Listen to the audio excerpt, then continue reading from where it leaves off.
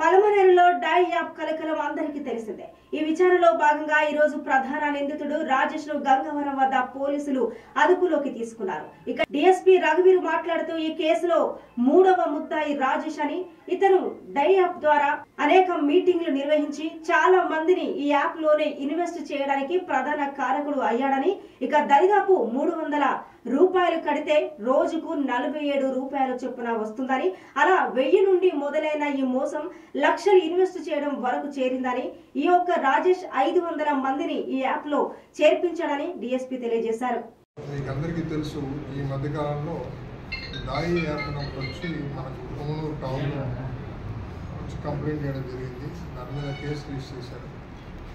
దాంట్లో భాగంగా నిన్నటి రోజు మధ్యాహ్నం 2:30కి గంగవరం దగ్గర ఈ రాజేష్ అని ఎవరైతే ఉన్నారో మూడో ముద్దాయి, సో ఆయన్ని అరెస్ట్ చేయడం జరిగింది. ఆయన కన్ఫర్మ్ స్టేట్మెంట్ రాసి ఇవాళ అతన్ని కోర్టులో ప్రొడ్యూస్ చేస్తున్నాము. దీంట్లో పబ్లిక్ అతను చేసేటువంటి కొన్ని ప్రోగ్రామ్స్, కొన్ని ప్రచారం చేశాడు దీని గురించి, యాప్ గురించి.